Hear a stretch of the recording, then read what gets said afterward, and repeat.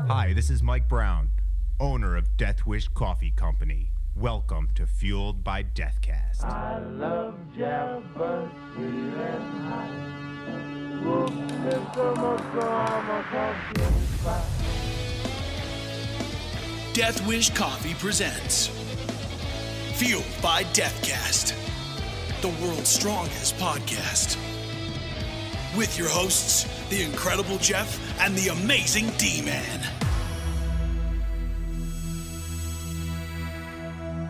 Welcome, everybody. It is Fueled by Death Show, and we are back in your face yet again for another exciting show. In your face, D-Man. This is episode 73, for those of you keeping track at home. Last week was a non-numbered episode because it was our first Before You Die companion, so that was kind of fun.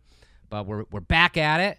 Got some fun stuff for you this week, a little sneak peek of the guest, which we'll get to. The guest is awesome this week. It really is. And if this is your first time joining the show, I'm going to start it off by saying share this and drop a comment in those comments, and we're going to pick one lucky winner to win this mug. When we found recently the other one we gave away, we found this one too, and I can't sit on mugs. When we find mugs, I can't just leave them on the shelf. I have to give them away. So we're giving this away. It is one of our first meme diner mugs. Right. The half human, half coffee there. And because it is dishwasher safe and not one of our Deneen mugs, we can't really sign the bottom of it, so we'll send you one of our nifty postcards here, and D-Man and myself will sign the back of that, so you can keep that in your collection if you'd like. But it's that easy. Just share this feed and drop a comment while you're watching. We used to do the thing where you'd say shared in the comments. That's annoying. I don't want to see 1,000 shares anymore. I know you guys are sharing it. I trust you. Just make sure you hit that share button, and then leave a funny comment. Yeah. Comment on something we're talking about. We try to be as interactive as possible. Well, so. what's really cool is that you can't get this mug anywhere. You can't buy Not it. This was our first diner set. Even our second diner set just sold out last week. Yeah. There might be a new diner set mug Stay coming. tuned. But we're not going to talk about that until the D-Man Death Wish update. So, yeah, stay tuned. We'll talk about the new diner set coming up. But, yeah, you can win this one right now. Right now. Share and drop a comment. It's that easy. At the end of the show, we'll pick a winner. And for absolutely, as you pointed out last show, for absolutely nobody out there, because none of you care, I am the incredible Jeff. Wait, why does nobody care? Because I said my name last time, and you were like, nobody cares who we are. Oh, I did? Yeah. Man, I must have been in a bad mood. And who are you? I'm in a good mood today. Oh, good. I'm the amazing D-Man. That's it. And I'm just so amazing, Jeff. I'm just so amazing. Oh, my God. He is in a good mood, guys. And we are active on social media. Our social media of choice is Instagram, but we try to do as much as we can over on Twitter and Facebook as well. It's very easy to find us on all three platforms. I am at Jeff Wish Coffee. And I am at Death Wish Dustin. It's that easy. And I just want to start, before we really get into the meat and potatoes of this show, this is coming out on Wednesday, and this Sunday... I want meat and potatoes now. This Sunday is Mother's Day. So I want to say a happy pre-Mother's Day to all the mothers out there, including your mom. Oh, including your mom. Yeah. Your mom, Jeff. Your mom, D-Man. Hashtag your mom. But yeah, Mother's Day, every day is Mother's Day. Obviously, people celebrate your mom every day, but there is one day out of the year that Hallmark makes all their money on it. So make sure you get that card, send it out to your mom, and I love your mom. I love my mom, too. I also love your mom. Yeah, mom love. Mom love. Hashtag mom love. My mom's crazy. So's your mom. Yeah. Both our moms are crazy. We have crazy moms. My mom's watching right now, and she goes, "You're damn right, I'm crazy." Both our moms ride Harleys. Yes, they do. That's crazy. Yeah. Yeah, Harley riding mamas. Badass chicks, man. Yeah. Oh, man. And speaking of thanking people out there, I want to thank Brock Powell's mom. because Brock Powell's mom gave birth to Brock Powell. BrockFox.com. There it is. BrockPowell'sMom.com. I'm buying that website. Brock is amazing. Brock is the voice actor on this show, on the podcast, on all the stuff we do. We can't thank him enough for lending his voice and his talent to all of the cool stuff we come up with. And we have some other stuff we're going to do this year with him. I can't wait.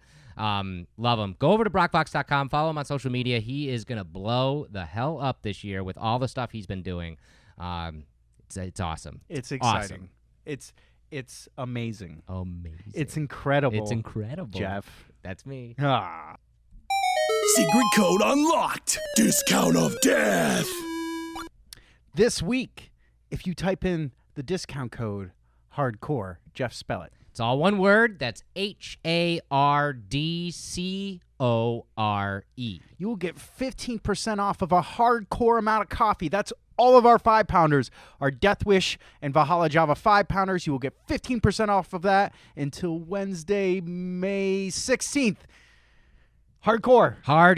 5 pounds of coffee. I know some of you out there watching this show probably go through this in an hour. Because we have some hardcore Death Wish coffee drinkers out there. You know, and Valhalla coffee drinkers. I drink a lot of coffee here, but I go through a lot of coffee at home, too. I brought home a 5-pound bag, and it did not last me that long. Yeah, but 15% off for a whole week. All you got to do is type in hardcore. That is an incredible deal. It's a big chunk of change off of coffee that you're saving a lot of money on to begin with. So yes, this is super awesome, and enjoy it. So enjoy it. It's all this week. Hardcore. 15% off 5 pounds of coffee. Get some. Science! Okay, D-Man. Pretty exciting in the realm of science and our favorite topic, space. Yeah. Just last week on May 5th, we launched the InSight Mars lander, and the reason why this is exciting is because it's the first time we've ever launched an interplanetary craft from the west coast of America. Oh. And that's what's really, really interesting about that. This is, if you want to go over and learn more about this, I'll put up the link right here. It is mars.nasa.gov/insight. This is the first, not only the first interplanetary mission to leave from the west coast, it is also the first mission we're ever sending to Mars to look deep beneath the surface of the planet, which is really, really interesting. Officially, it's called the Interior Explorations Using Seismic Investigations, Geodesy, and Heat Transport, or InSight. Wow. And it was launched on the massive Atlas V rocket from Vandenberg Air Force Base in California. The reason why this is exciting is because forever, and you guys know this, we have to get our rockets off the ground at either Kennedy or, one of these facilities that have the huge launch systems out of it. That's not a big launch, tower next to it. But this rocket, this new Atlas V rocket, is one of the biggest rockets we've put out there, and it consistently does its job. So we were like, okay, let's give this a shot from Vandenberg Air Force Base. Cool. And it worked perfectly. Oh. So we're going to be able to do this a hell of a lot more. So we have another place to put rockets into space, which is to not only put them into space, put them to other worlds, which is incredible. So now, as I'm speaking to you, the spacecraft is on its way to Mars. It will touch down on the planet on November 26th of this year. So definitely stay tuned. That doesn't take too long, does it? 6 months. We will definitely be talking much more about this within this year and into next year with all of the data that we're going to get from this. InSight is it's going to study the planet's interior by measuring the output of heat from the planet, as well as looking for and documenting the newly dubbed Marsquakes, which sounds hilarious when you say it, but we're not going to call earthquakes on Mars. We're not going to say earthquakes on Mars. We're going to say Mars. They are technically going to be Marsquakes. Sounds like a delicious candy bar. It really does. You should get on that. it, Mars. Yeah, seriously. But by studying these quakes, and the seismic activity on Mars, we're actually going to have our first ever clear picture of what the interior of the planet looks like, which is groundbreaking. Yeah. I mean, we're Yeah, gonna know. We have no idea. We have no idea. We have. I mean, researchers have been, studying this planet for years and years and years. We're they guessing, have an idea, but we don't have any evidence. yeah, we have no evidence, and this is going to do that, which is really, really interesting. And I've got some video footage that's been compiled from the Kennedy Space Center and also the Johnson Space Center of some of the astronauts and scientists talking a little bit more about this project and what InSight actually means.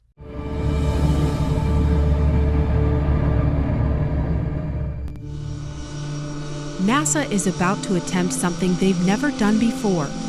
This is the first time we've had an interplanetary launch from Vandenberg Air Force Base in California. The cool thing about this launch is that we've got such a capable rocket, the Atlas V, we don't have to launch from Florida. So InSight is going to be the first time that we've had a spacecraft leave Earth's orbit, launching from California. We've actually done studies for it, even up to decades ago, but it just comes down to whether or not the mission had extra propellant left over and whether there was an operational reason to switch from an East Coast launch to a West Coast.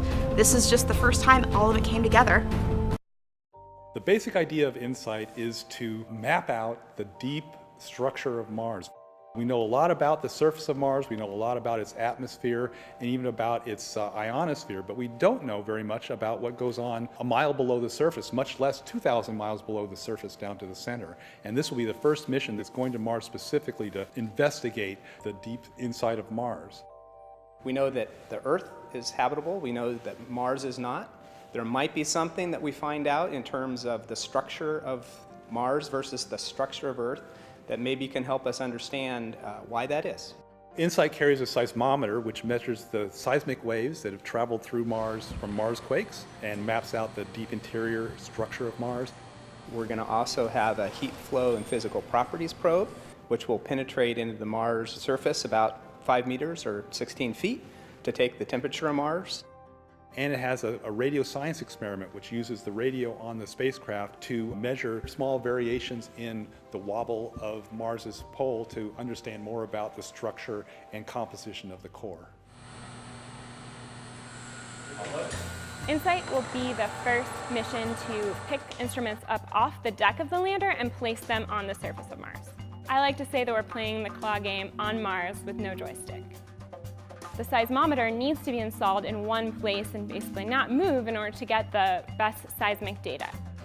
We also have a wind and thermal shield that will then be placed on top of that seismometer to protect it further from the environment.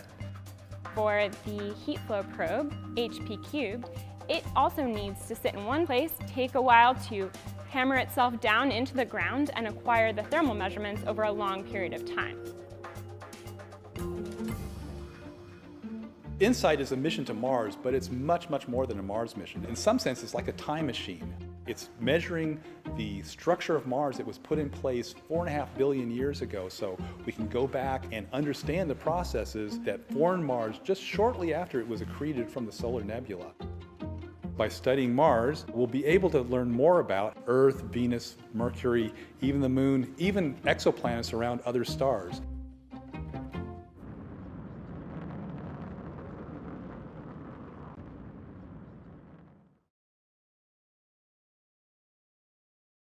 Pretty interesting stuff. I love when we're breaking new ground in space exploration. I mean, we're going to Mars, which has already happened, and we're sending another spacecraft out there, but to do something we've never done before it makes you feel, happy for humanity kind of thing. We're pushing the boundary. It's kind of cool that we get to report on it with this show because there's new stuff. Yes.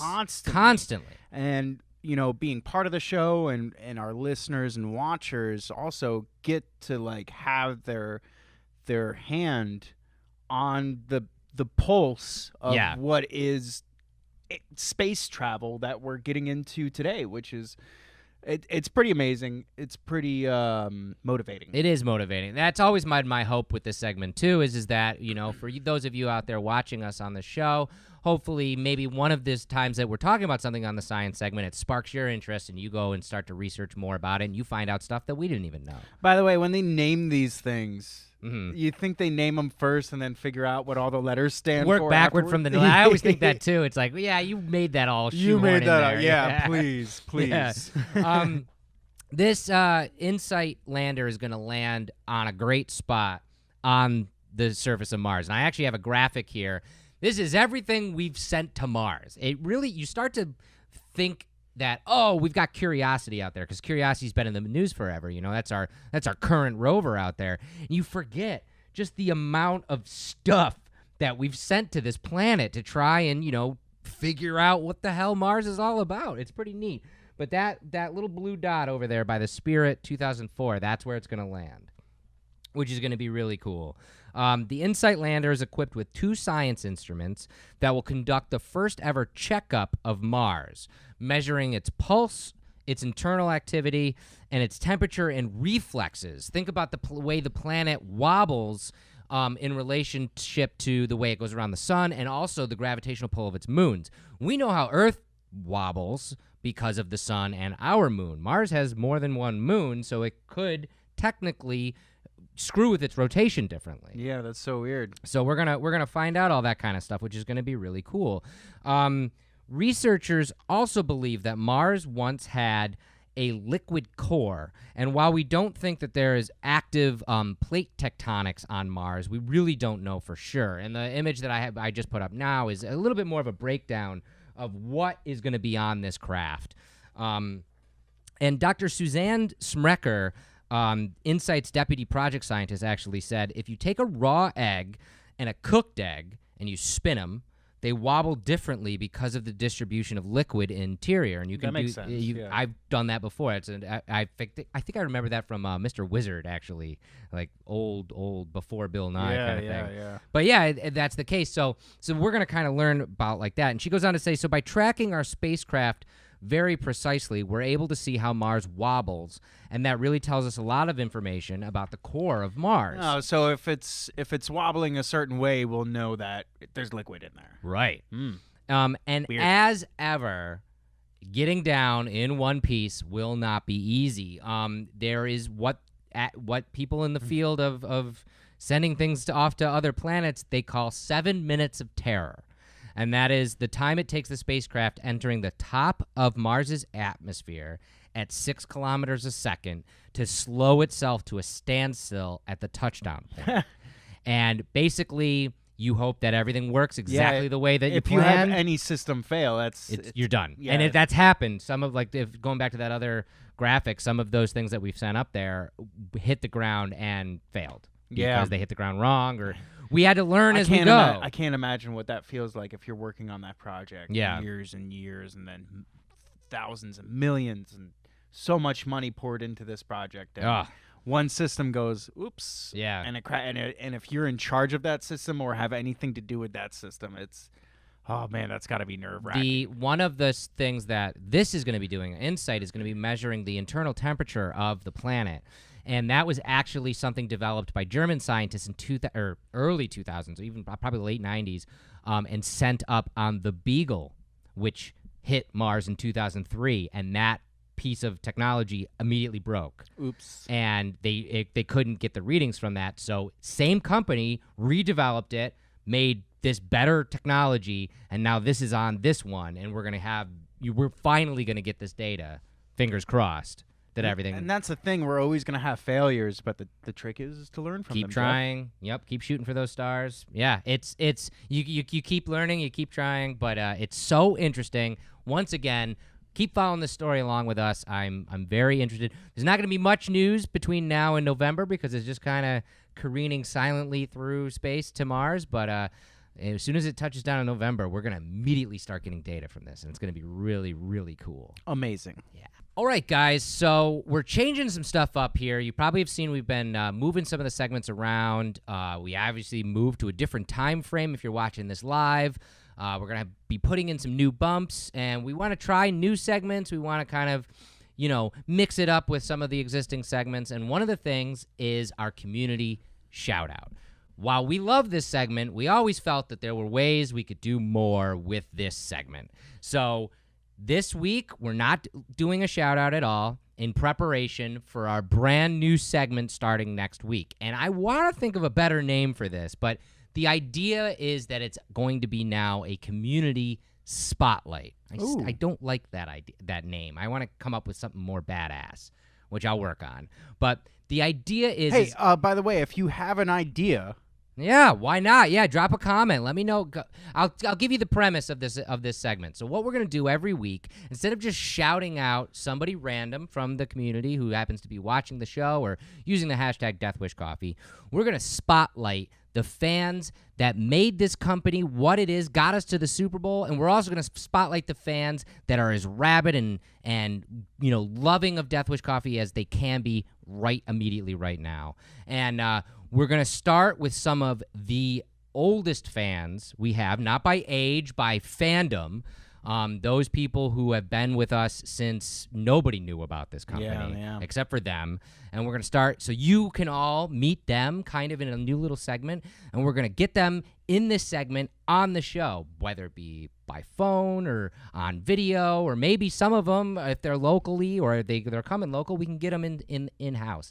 So it's going to be a lot more fun. It's going to be a lot more interactive. And we're going to be able to highlight, again, the community that made Death Wish what we are today, which I think is important. So if you have an idea for a name for this segment, you can go ahead and plug it in. I'll tell you what. I'm going to throw this out there. Okay. If you choose a name, you comment it, and if we pick that name for the segment, we'll send you a mug. Yeah. We'll dig up a mug somewhere. I don't know what we got on the... I like it. Well, I mean, and I can't promise I'll pick anything. I'm racking my brain. Again, the idea... The title is Community Spotlight, but that's boring. If we pick what your idea is, we'll send you something good. Yeah, we'll send you something good. A mug and like. But at least you're gonna help me kind of think yeah. about this. It might be next week when we start it out. I still have to call it Community Spotlight just because maybe nothing will really stick. But we'll get there. Something will stick. We'll make something. I'm seeing badass. a comment now on the side there. Do the comments come on this side? Or I think they're up. They're below. Oh, they're down here. Yeah, I'm seeing some comments now. Yeah. Ooh, that's a good one. That's a good one. Maybe that. That's we're such fakers. God. Oh, man. They're not here. That's all virtual. We get it. So next week, we're going to start this brand new segment. I think it's going to be a lot of fun. It'll be a learning process like everything as we get going, but it'll get better and better and better. And I'm not going to tell you who the first one is. She knows who she is. And we'll get her on here, and it'll be a good time. So so make sure you're watching next week for that brand new segment. Happy birthday! Surprise! I'm naked. Alrighty, D-Man, it is birthday time this week. Got some fun ones this week, actually. Starting Thursday, May 10th. Speaking of space, a very happy birthday to Ellen Ochoa. She's going to be 60 years old. She was the first Hispanic woman in space, and she's the current director of the Johnson Space Center. Oh, cool. She is directly involved with everything that's happening with all of our space exploration. Bonafide badass. Bonafide badass. She was an engineer to begin with and then became an astronaut. I actually have a fun picture of her. I love it when astronauts do, like, fun stuff like this in space, playing the flute. Which is great. But yeah, like I said, she's the first Hispanic woman in space. She's only one of 60 women in total who have been to space. It's crazy. It's crazy. How many men have been to space? Well, there have been 500. As of now, I believe there's been almost 560 people in space, so 500. So 480 have been men. Yeah. That's crazy. Yep. Yeah, so hopefully we're going to get more women up there for sure because it's like 1 to 10? Something. 1 out of every 10 people who go to space is a woman? Yeah. Wow. Well, the women didn't start going to space until way after men had because, of military and all that. That's a discussion for another time. But happy birthday to Ellen Ochoa on Thursday, May 10th. On Friday, May 11th, the very lovely Martha Quinn is going to be 59 years old. You probably are just young enough that you don't know who she is. Yeah, I don't know who she is. Martha Quinn is one of MTV's first ever VJs. In fact, you guys remember her? I don't remember her. In fact, she is always considered in the top VJs ever or as the best VJ ever. What makes you the best VJ? She was personable. She knew her stuff. She knew everything. About every band that she talked to.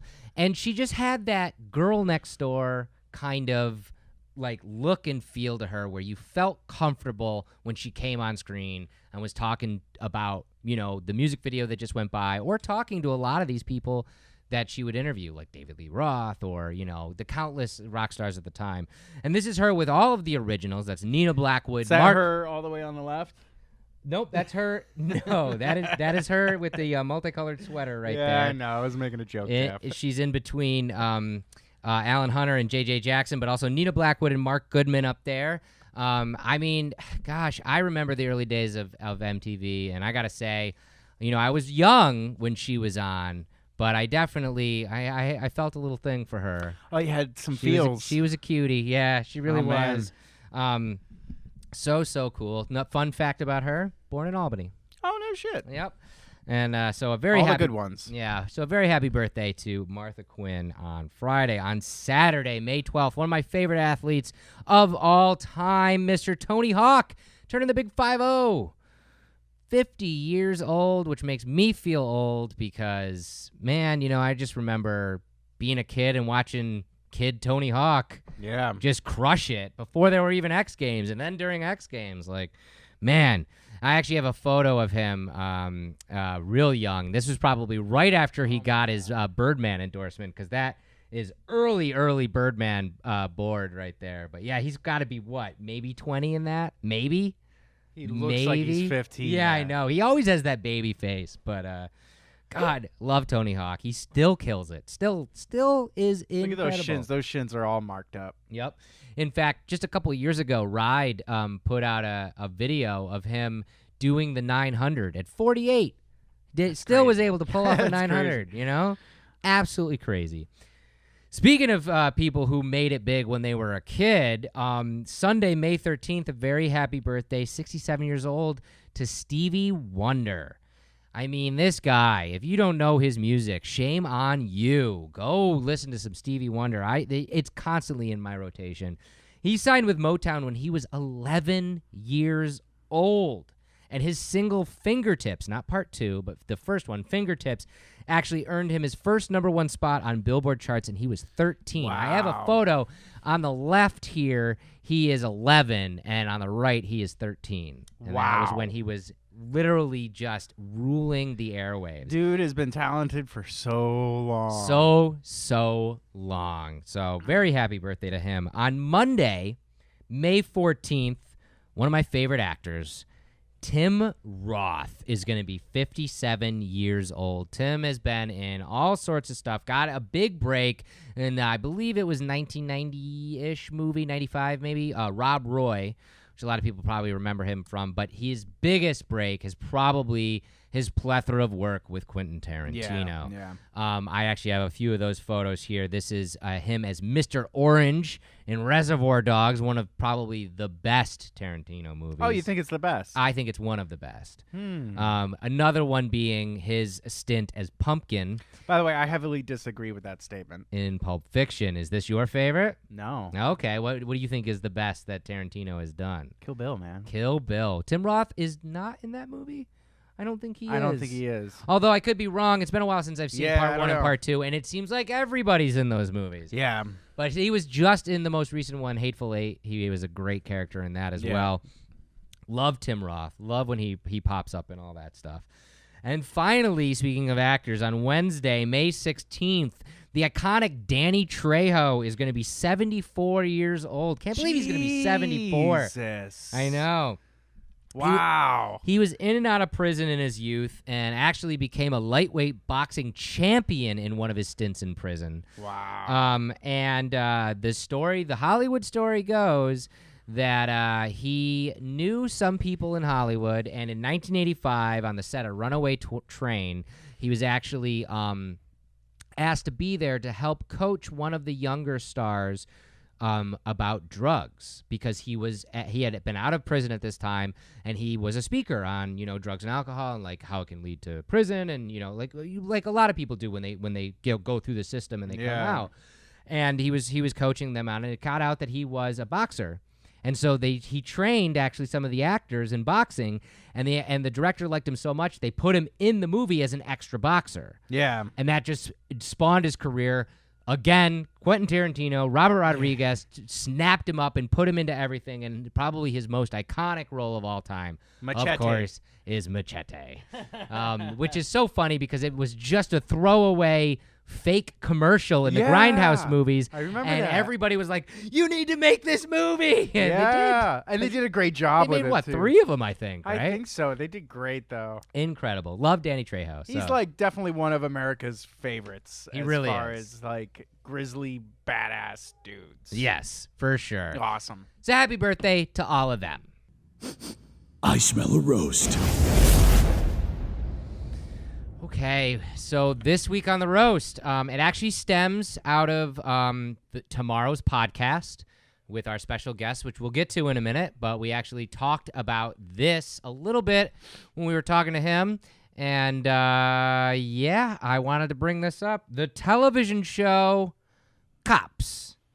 I grew up on this shit, Jeff. I think everybody's grown up on this shit, and I just wanted to pose the question, in the landscape that we live in, is it still needed? I'm going to try to be as respectful as possible during this segment because I have a lot of friends that are cops.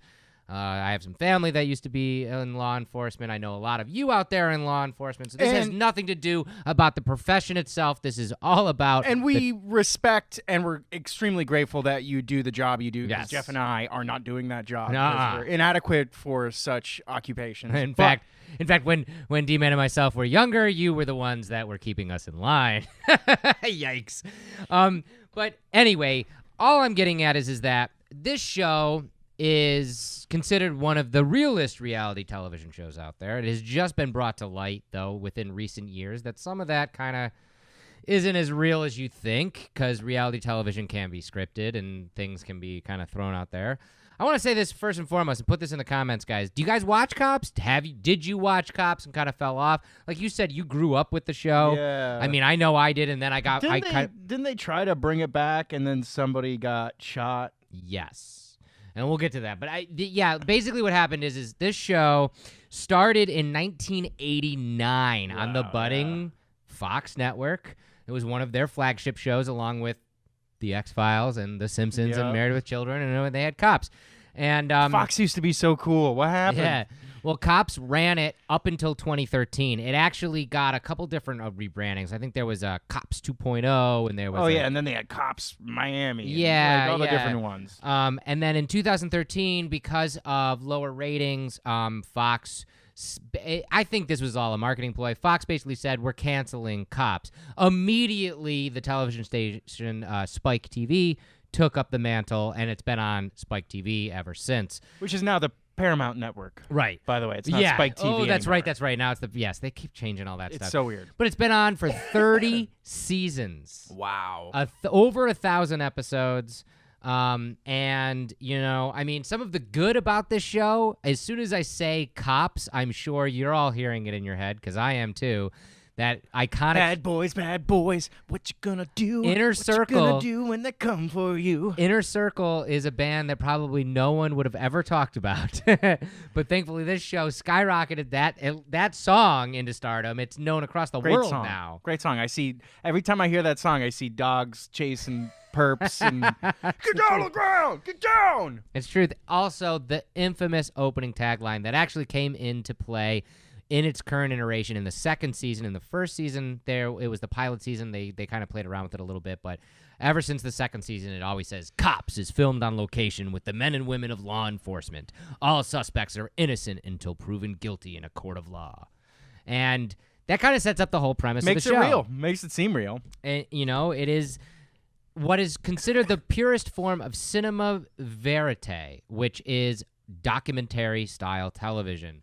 And it really is. It is real. It's you know, the men and women of cops riding along with law enforcement on every day or every night, you know, peril, and kind of documenting it as it happens. But this is where that gray area is there are lots of people like you and I who grew up with it, and, you know, it's one of those things still to this day. If I had cable, I don't have cable anymore, but when I had cable, if I was just flipping through the channels and there was a marathon of cops on some channel, I'd stop for a minute. I and love watch. watching people bust dummies. You're being a dummy. You deserve to get busted. Why is that?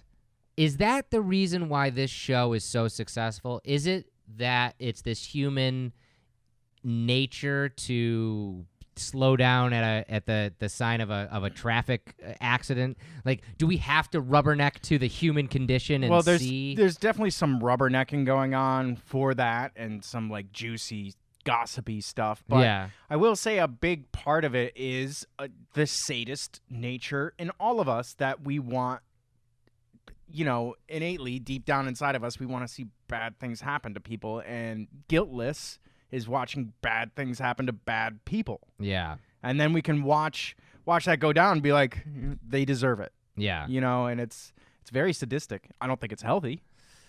I don't know. I wonder. I don't think reality TV in general is healthy. I wonder. I understand the point of view it came from in the beginning, but I wonder if now in 2018, if Cops is still useful, or if it's even more useful. One of the biggest criticisms about this show is it's very pro-police, which isn't necessarily a bad thing, but they create the narrative. As much as this is reality television, what is filmed, where it is filmed, and what inevitably airs is all decided by the police departments involved.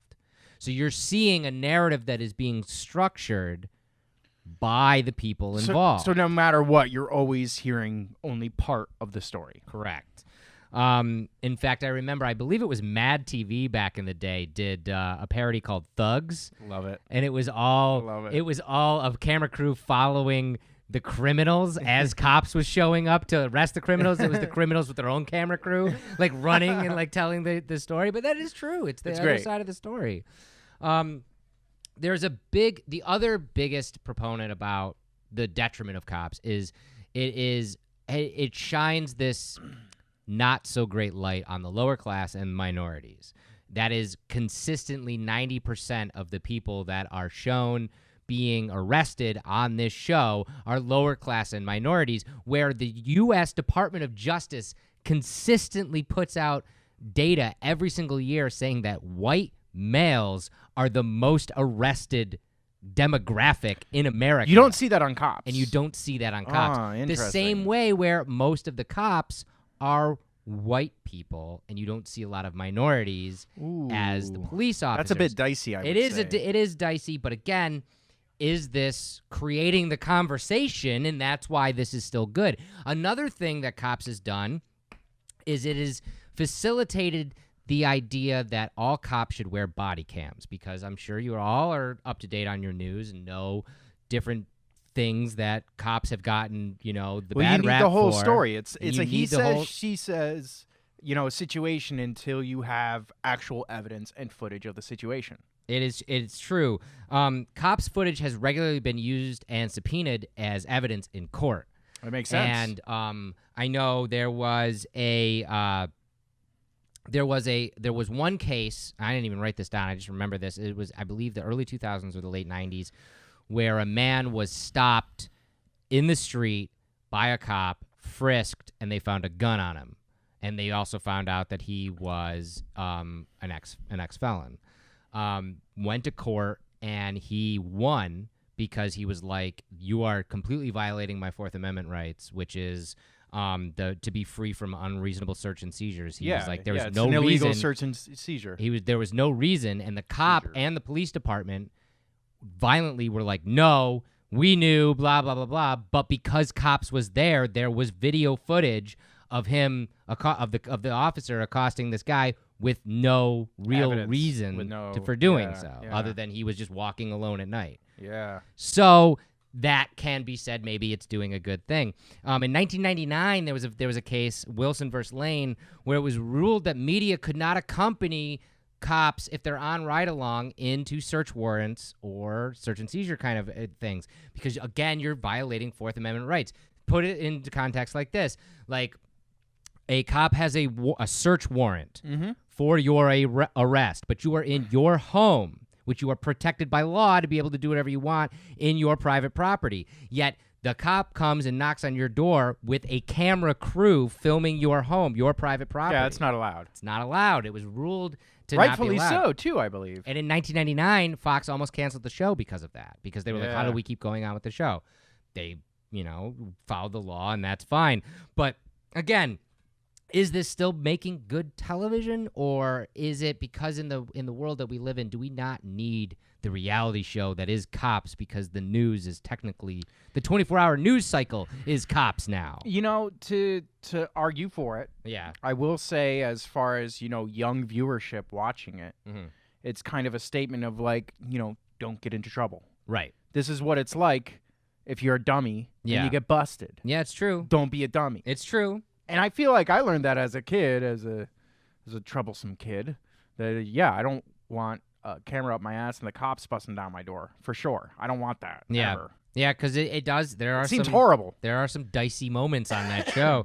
Those are the most juicy to watch, Oh, it's obviously. So good. It's so good. The other thing, outside of that first initial tagline, Cops is filmed on location with the men and women of law enforcement. All suspects are innocent until proven guilty in a court of law.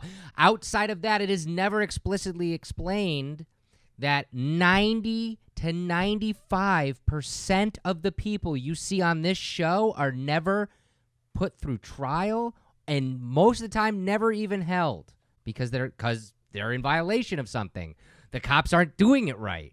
There's 1,000 reasons why it's not happening, but most of the people that appear on this show do not go to prison. Wow.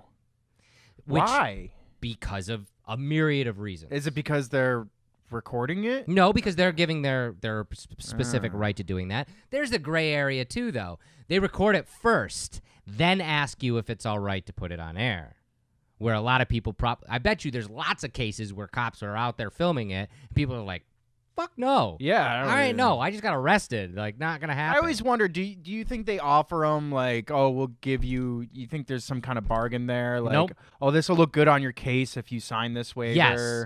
I bet you that's the only thing they say is that if you want to sign this waiver, then this will be out there and this can be used in a court of law to help your defense, even though it probably never will.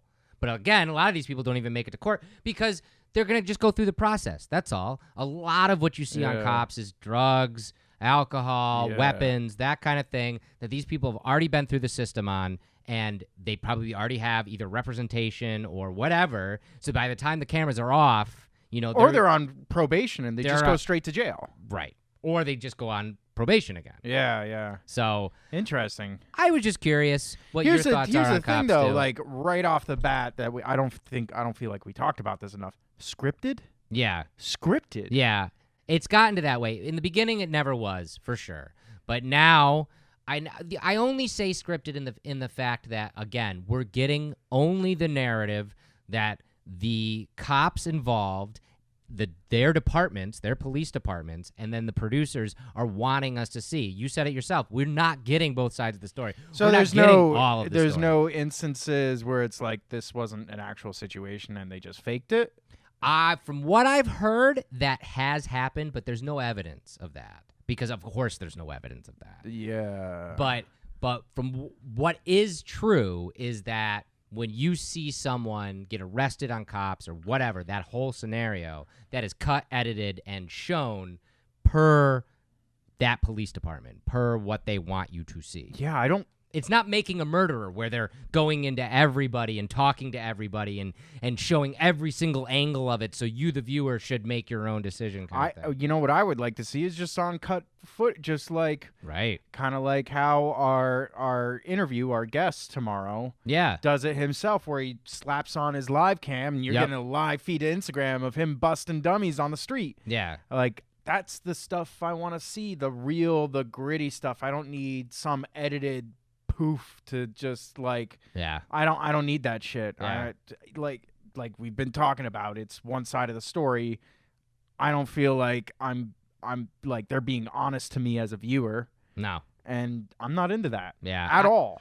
I'm curious to what you guys think. Is Cops still worth it as a TV show, or should we just kind of move away from that? I think we should fix it. Or fix it. Yeah, maybe. So this week, this is all thanks to you, D-Man. You found Suleiman Yousef, our death guest this week. So, by the way, are you wearing your bounty hunter shirt on purpose? Actually, no. I just realized that. That's so funny. No, I was not. So our guest this week, Suleiman Yousef, who is a fugitive recovery agent, or as we like to say, bounty hunter. Yeah. But that's not legal in not the good, state yeah. of Florida, so we skip around that and say a fugitive recovery agent. Yep. I found him on Instagram a while ago. Shout out to Aaron Patrick from All That Remains, who's friends with him, and he's friends with a lot of different bands because he runs security. And I started looking into this guy, and, you know, he, like we were talking about earlier, he does live feeds of busting these fugitives. Yeah. And it's very exciting and kind of like, wow, dude, you do this? That's crazy. It's nuts. So I reached out to him, see if he would like some coffee and see if he would like to sit down and talk with us. And we actually scheduled to meet up with him in Miami, in his hometown. Yeah. And we had a great interview with this guy. He took us out in Miami for a little bit, which was awesome. Thank you so much, Sully. We had such a great time. It was incredible to talk with somebody like him because he takes life by the horns and he just goes for it. He's a weapons expert. He's a bodyguard for some of the biggest names out there. And he is in fugitive recovery, and he does all of that because he feels he needs to do it. And I think that's an incredible thing it's something internal to have. What a great response he had to What Fuels You, which I do want to talk about, even though it's a little bit of a spoiler. But, you know, his response is, if I don't do it, nobody's going to do it. Yeah. And after he said that, something clicked in me. And I've been starting to look at things that way. Yeah. And I'm starting to take care of more things. I think that's a great mindset to have, looking at a mess, whether it be, you know, a person or an actual, like, dirty situation. Right. And it's easy to look at something like, nobody's taking care of that. Why should I fucking take care of that? You should think the other way. Yeah, you should be thinking that I'm going to take care of it, because if I don't, nobody No one will. Yeah. And that's a great, strong, powerful, useful mindset to keep in life. It really is. And so this entire episode with Sully will be out tomorrow on the Fueled by Deathcast podcast. But I have a sneak peek for you guys of our interview with Sully right here. The Fueled by Death guest. Like, I'll follow them places where it would minimize a problem. Right. Sometimes it doesn't work. Like, I grabbed the guy at a Chili's in the middle of, like, lunch hour. And he fucking backhanded me and ran. There's a video on my Instagram. No, I missed that one. I gotta go look at that. Yeah, I came up to him, I grabbed him by the elbow. I'm like, "What's up, Thomas? Let's go." And he goes, "Hey, what's up?" And he goes, boom, and backhands me and fucking just books it. Yeah, I tased him twice. It was like he took me on a fucking run. Like, it was hell. But, you know, it's not fun. It sucks, and especially that depending on what kind. Like, I always wear kit. I always wear gear. Yeah. So I'm wearing a fucking like 30-pound vest, which is level 4 plates, ceramic plates, with all my kit on, and I have my duty belt, and it's like I have to deal with now runners. It's like fucking bullshit. So a lot of people are like, "Oh, why do you wear gear?" I'm like, you know why? It's because I don't feel like dying today. Yeah. Right. Because there's like this fucking nerd on Instagram. He's like a bounty hunter supposedly. I'm not one to throw shade, but he threw shade through his story, talking about, oh, you don't always have to wear I know he was directing it towards me, and he was like, oh, you don't always have to wear a plate carrier, like you thinking you're fucking Rambo or whatever, talking shit. But the guy wears fucking Prada belts and skinny jeans to go and skinny slacks with Gucci loafers to go apprehend people. What's he busting tax? But that's the problem, is that's what people don't understand. The level of people that I grab are ones that nobody wants to touch. Right. They're battery on police officers. They're fleeing and looting. They're fucking aggravated assaults, armed robberies. This guy's grabbing fucking heroin possession. Yeah. Okay, what? The guy's going to stab you with a fucking needle? Of course, fine, whatever. You know, it is what it is. But for me, I rather have it and not need it than need it and not have it.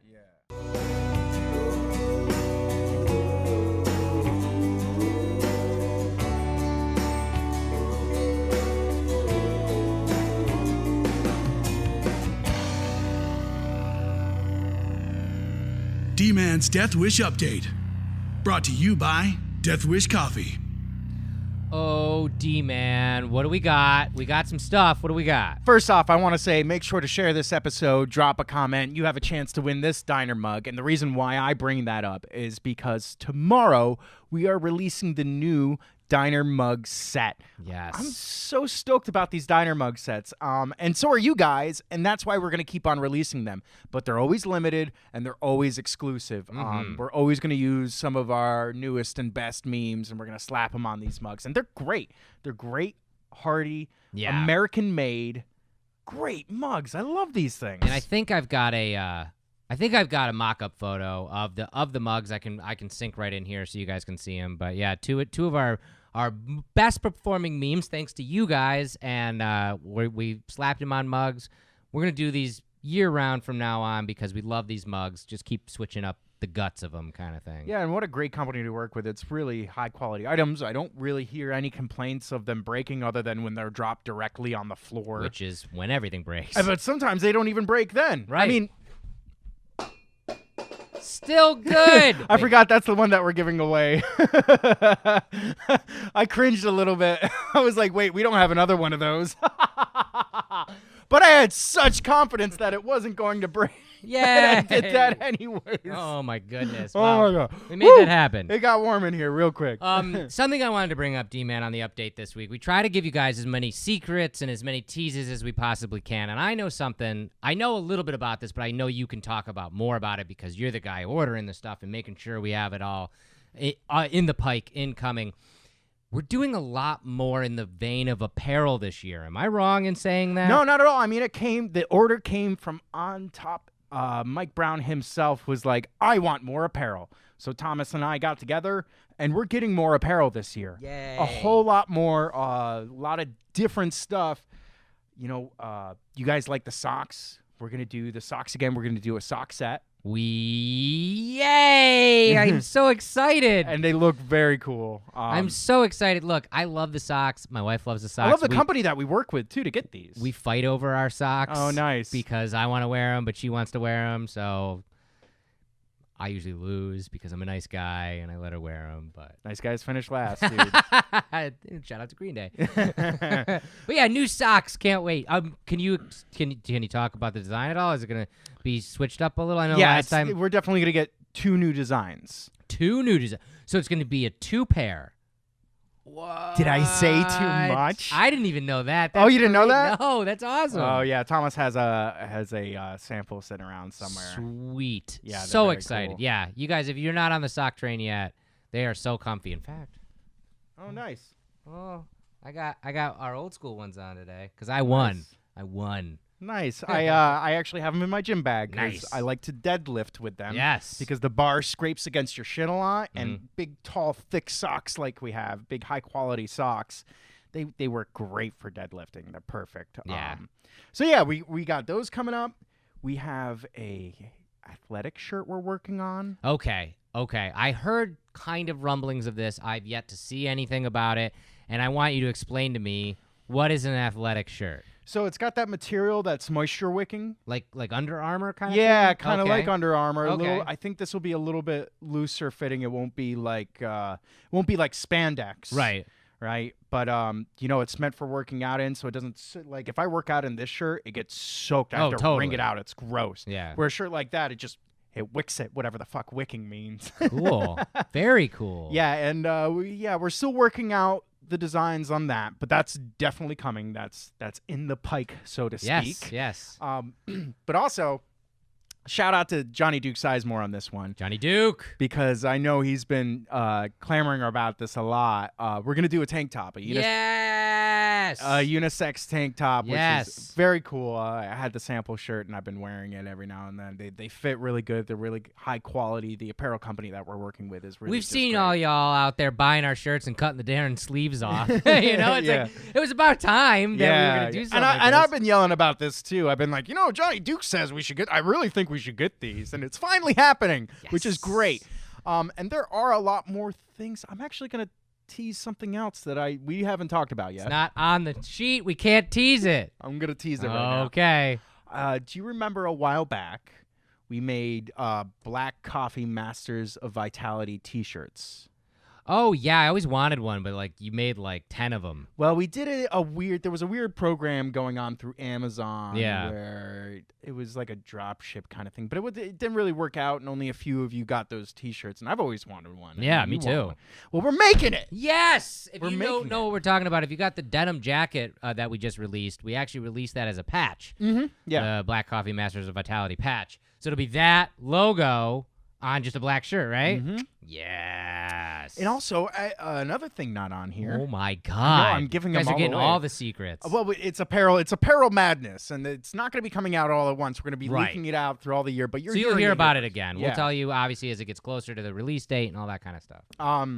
But we're doing a pocket T-shirt as well. Ooh, and I saw the design on that. Fancy. It's very unique.